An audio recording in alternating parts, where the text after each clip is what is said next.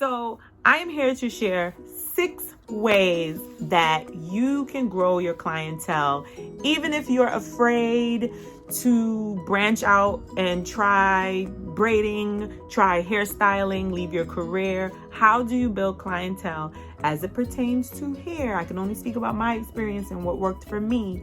I'm going to tell you 6 things that you can do, 6 actionable steps.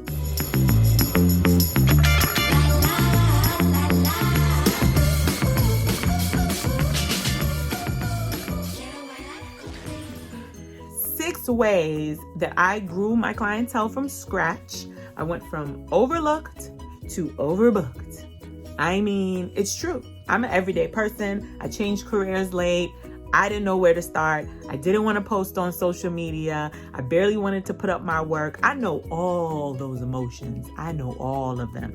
Been there, done that. I am not a guru by no means. I am an everyday person, just like you, trying to figure this all out.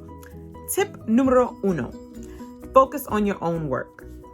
It seems obvious, but truly, put blinders on. Stop worrying about what other people are doing. This message is for you. If you're worried about other people within your field and what they do and how they grow their page, you're already off to a bad start. Comparison is the thief of joy. Trust me, it only slows you down, and then you get distracted and then you feel defeated. I know what that's like, to scroll on Instagram and see other people doing what you want to do, and you're like, that's nice. Maybe one day I can do that. Or on the flip side, you're like, I could do that. So whatever your mood is, trust me, I've been there. Put blinders on, mind your business. That is a huge part of how to win in your lane, in your niche, in your game. Forget everybody else. Focus on you. Tip number 2, stay consistent. Now, I struggle with this. When was my last YouTube video? I don't even know. Must be more consistent. When I first started, like a sidebar bonus tip is to have a separate page for your accounts, right? And so I have my Instagram hair page, and then I have a private page. So a big part of growing clientele is that people have short attention spans. They want to see what you're about and see it quick. They want a popping bio, and they want to know if you're baking cakes. This page is about cakes, and I need to see the best cakes, or I need to see the cakes that appeal to me. They don't want to see cakes and then the next day you're putting up quotes about guys that are cheating, and then the next day you're putting up politics. Don't confuse your audience. I'm not saying you can't have these interests, but when you are trying to build, your audience has to know who you are and has to know what you're about. They don't have time to figure out that you're into politics or that you also have a puppy that you love. Those are great things to put in your story and maybe get them to know you a little better. But when you are building, consider your Instagram your portfolio. You want to get to the point quick. Somebody should be able to come to your page, see what you do, who you service, and what you're about very quickly. So stay consistent in your postings, separate your pages, and that is a huge point about building the right clientele for you. 3, consistently work on your craft. Work on your craft. Work on your craft. How do you work on your craft? By minding your business. Do you see how this all helps the other? So working on your craft is important because obviously you want to be your best at what you do, okay? Even if your end goal is not what you're doing, if you do it well, it will feed and fuel your ultimate dream.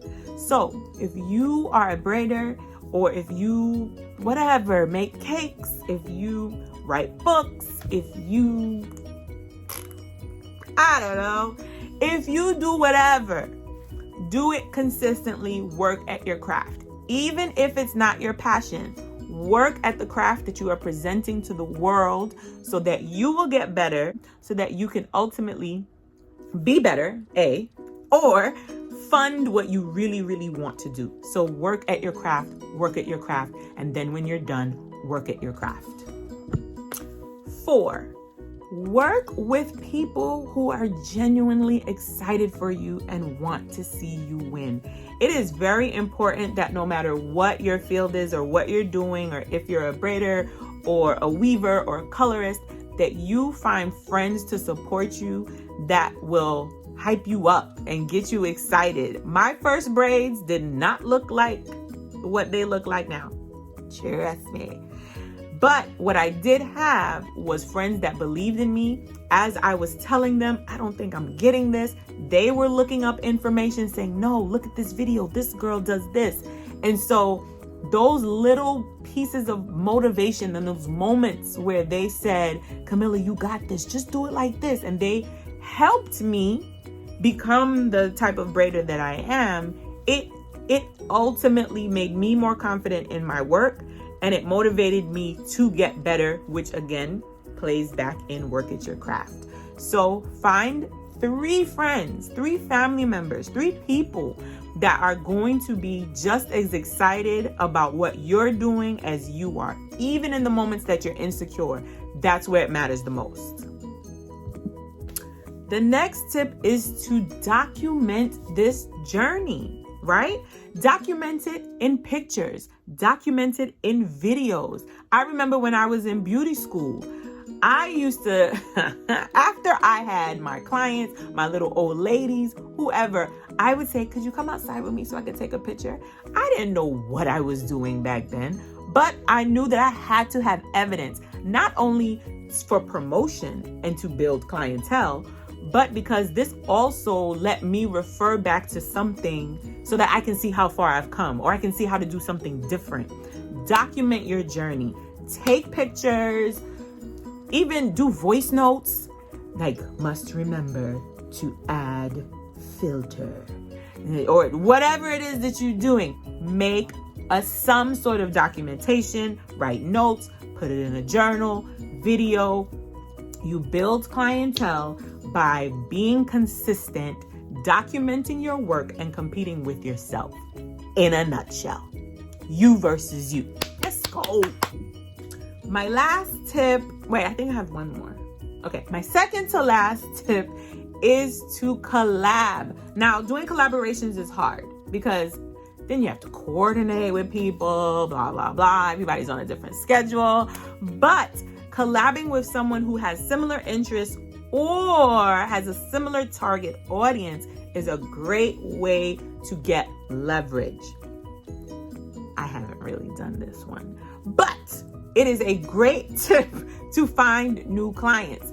Instead of collabing, you might also want to consider doing just features or going live with somebody that you admire. You don't even have to leverage up. Leverage laterally. Find another person that you are similar to or also wants to grow their page and work together with them. Now that one I have done.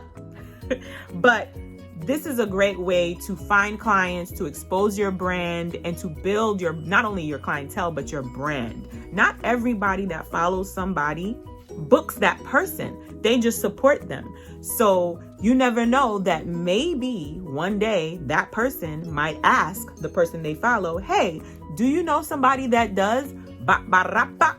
And then they go, oh yeah, I know so-and-so. I just went live with her, or we just worked together. So that's how you build a little community and a little cheering squad. Don't underestimate the power of collaboration. Lastly, find what makes you different and exploit it. Literally, people have short attention spans, and there is somebody for everybody. It's like building a relationship, right? So your clients choose you for whatever reason. I am literally one of a zabillion, not even a million or a billion, a zabillion braiders in the world. Why my clients choose me is for their personal connection to me. I make them feel good. I have a sense of humor that they enjoy. It's that connection that will ultimately allow your clients to find you. If you know you're good at something, Exploit it, meaning expose it, share it, use it, right? That's your marketing leverage. That's your ticket to finding your client. That's your gift. That's what makes you unique. If you ever feel, well, everybody's doing what I'm doing, everybody is a photographer, everybody is a bartender, everybody is a dancer, there has to be something special about you that makes your dancing different. Think about what your story is. So in the beginning, when I started to braid, basically was filling out the application to get a scholarship and for cosmetology school. And when I was writing my story, I was like, what? My story isn't special. I'm not special. Like, whatever. I want to braid and I want to go to hair school. The end. No big deal. But my husband reminded me. He said, Camilla, what is your story? I said, I'm a loser that's not using my degree and I want to do hair. He said, no. Who taught you how to braid? And I'm like, my daddy?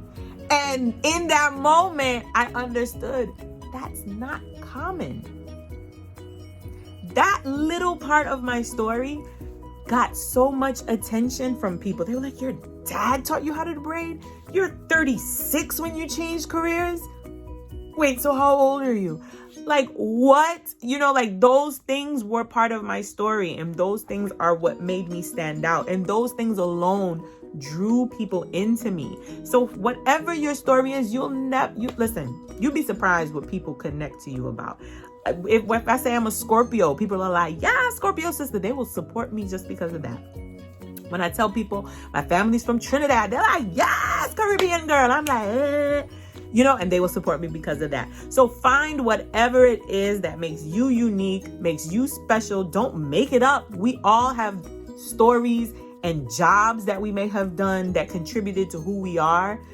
Use that to your advantage. Your clients will find you. Your clients will be attracted to you. Always be yourself. I am also now getting more comfortable with exposing myself more and doing videos like this and recording it. But trust me, the most traction I get on my page and the most traction that I get on YouTube, my social media accounts, is when I show up consistently. I am my authentic self. I put my blinders on. I don't look at the number counts of other pages. Okay, I do look at the number counts of other pages, but that's not where the focus is. I do that for research purposes so that I can also gain inspiration. Here's the little secret. If you go to a page, right, on YouTube, and you find someone who's doing something similar to you, let's say baking cakes, and they're very, very popular, right? This is what you do. You go into the videos and you put it in order. Most viewed, I forgot what the title is. And when you pull that up, you can see their top 3 videos of what people are watching in that field. So what is that for you? Inspiration on what you need to create. You see where I'm going with this? I didn't even plan to tell you this. Now you know. But that is the only reason why I watch the numbers. Anyway, those are my tips to build your clientele and to grow and create content and just become better. Truthfully, if I did this starting from 0 and I'm still not savvy, you can definitely do this. These are my tips from my perspective and my experience. You got this.